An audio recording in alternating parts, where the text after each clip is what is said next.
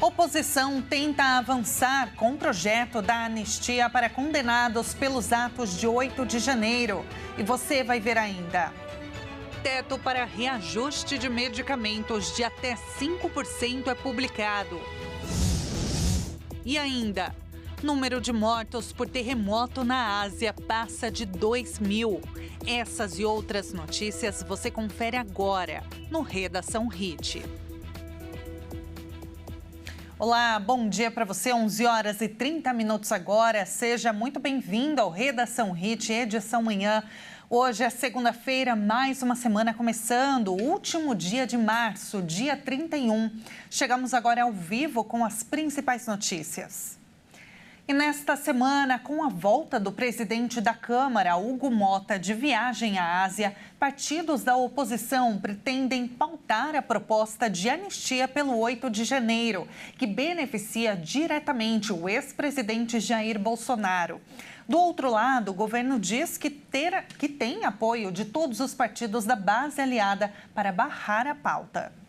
A possibilidade de anistia para os suspeitos de participarem do ataque em 8 de janeiro de 2023 às sedes dos três poderes em Brasília pode entrar em discussão a partir desta terça-feira na Câmara dos Deputados, na primeira reunião de líderes, após Hugo Motta retornar da viagem que fez à Ásia na comitiva do presidente Lula. Apesar do líder do PU dizer que tem a assinatura de 4 líderes em favor do requerimento de urgência para a votação do projeto, Hugo Motta tem dito que não quer ficar levando projetos diretamente para o plenário e prefere que eles sejam primeiro debatidos e aprovados nas comissões. O Supremo Tribunal Federal apontou que 542 condenados por envolvimento nos atos golpistas de 8 de janeiro já tiveram as penas substituídas por medidas alternativas, como prestação de serviços à comunidade, multa e restrições de direitos. Segundo as denúncias, essas pessoas não participaram diretamente dos ataques aos prédios públicos,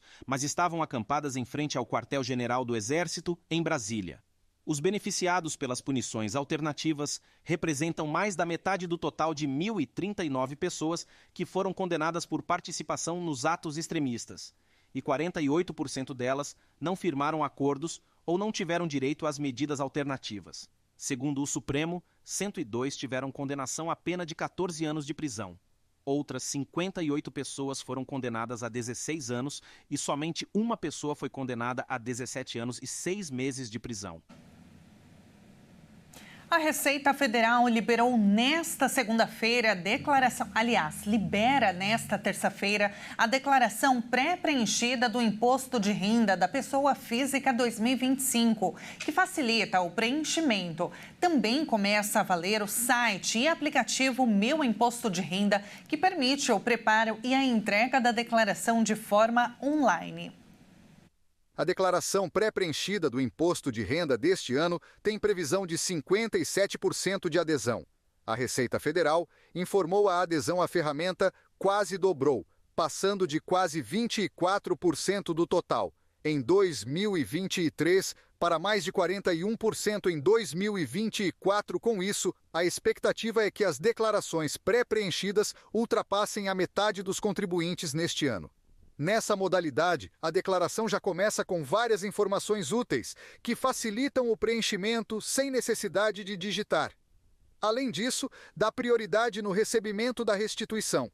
Neste ano, a liberação da pré-preenchida atrasou devido à greve dos auditores fiscais da Receita. E para facilitar ainda mais a vida do contribuinte, foi implantado o site e aplicativo Meu Imposto de Renda, que permite tanto o preenchimento como a entrega da declaração de forma online em computadores, tablets e telefone celular. A expectativa do fisco é receber mais de 46 milhões de documentos neste ano, 6% a mais em relação ao número de entregas em 2024. É obrigado a declarar todo brasileiro que recebeu mais de R$ 33.888 no ano passado. O período de entrega da declaração vai até 30 de maio. Pelo menos 10 pessoas morreram após uma van e uma carreta colidirem na Bahia. O acidente aconteceu na noite deste domingo na BR-242, em um trecho da cidade de Rui Barbosa, na Chapada Diamantina. Os bombeiros ainda procuravam mais uma vítima em meio aos destroços. Os motoristas da carreta e da van tiveram ferimentos leves e um passageiro ainda segue internado.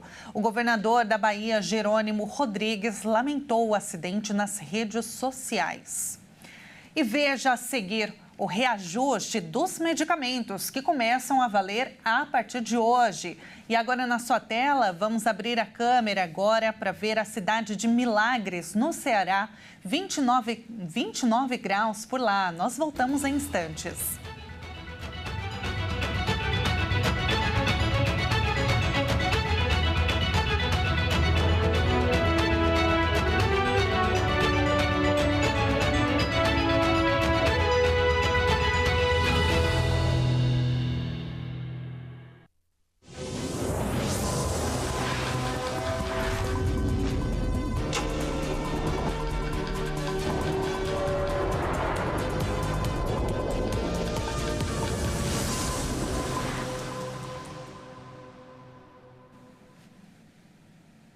E nós estamos de volta, 11 horas e 39 minutos agora.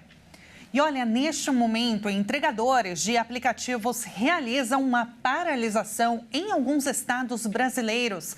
Vocês estão vendo agora imagens ao vivo da Paulista. Nossa equipe, a equipe da Hit TV está lá neste momento acompanhando toda a ação, toda a paralisação.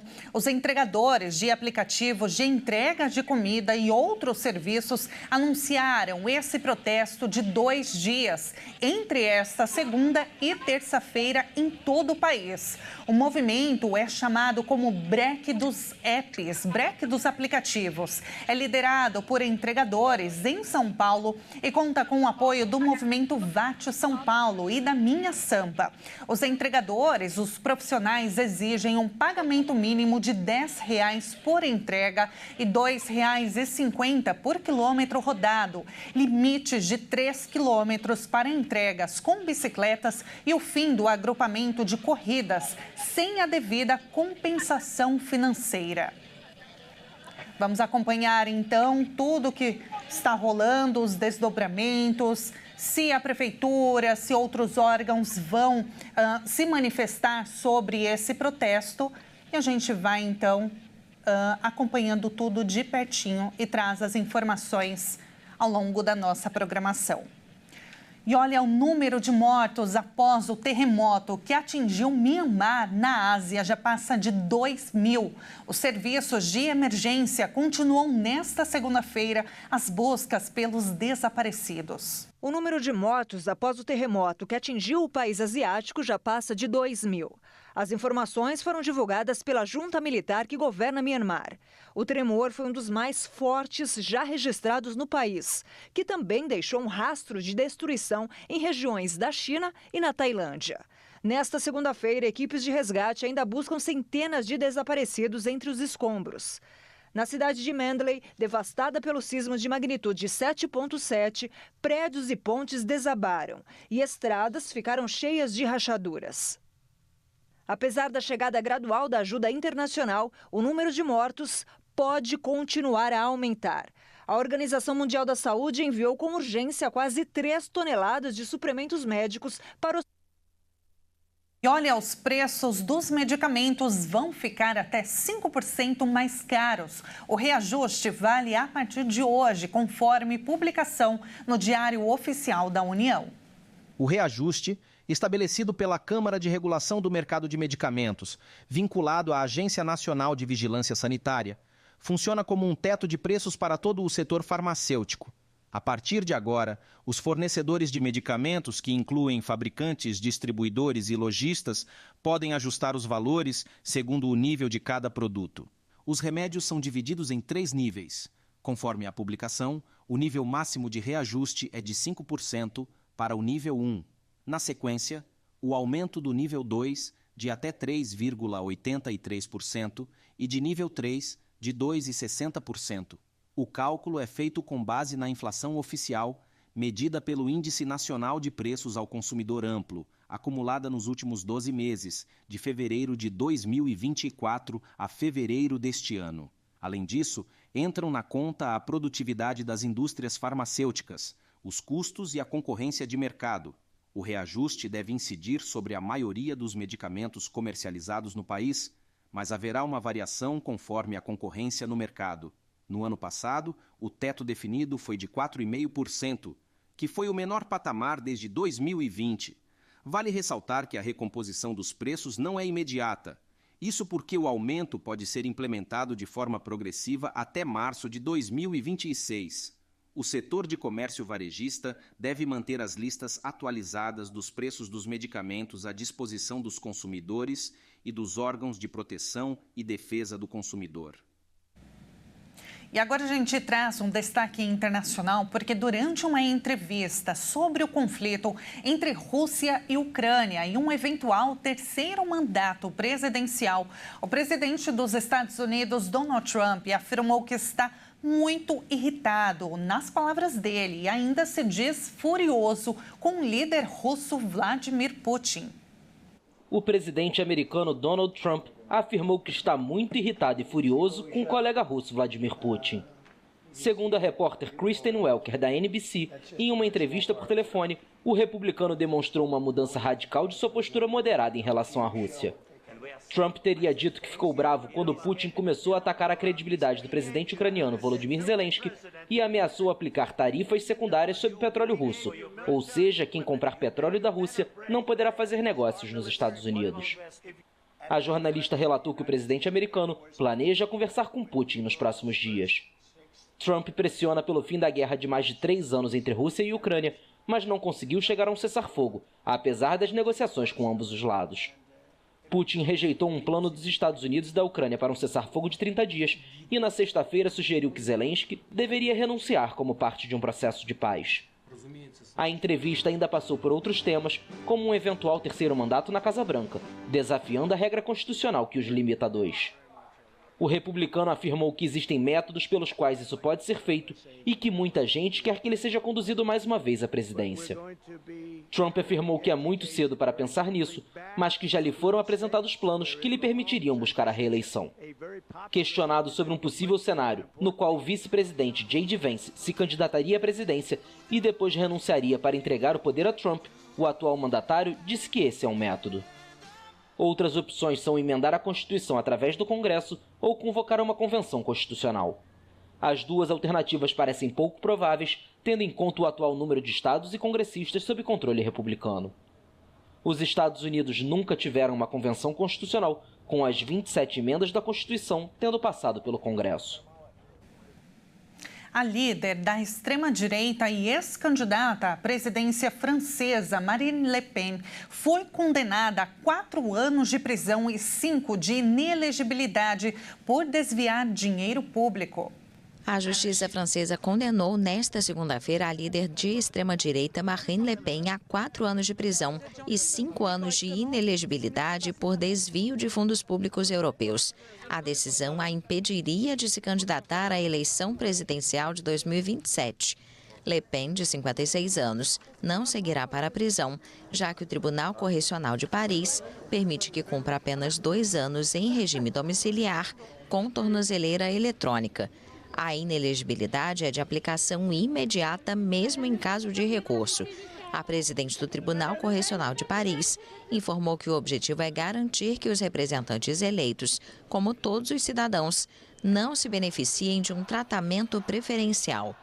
Incluindo Le Pen, 9 figuras de seu partido, o Reagrupamento Nacional, foram condenadas por um esquema em que se aproveitaram das despesas do Parlamento Europeu para empregar assistentes que estavam trabalhando para o partido.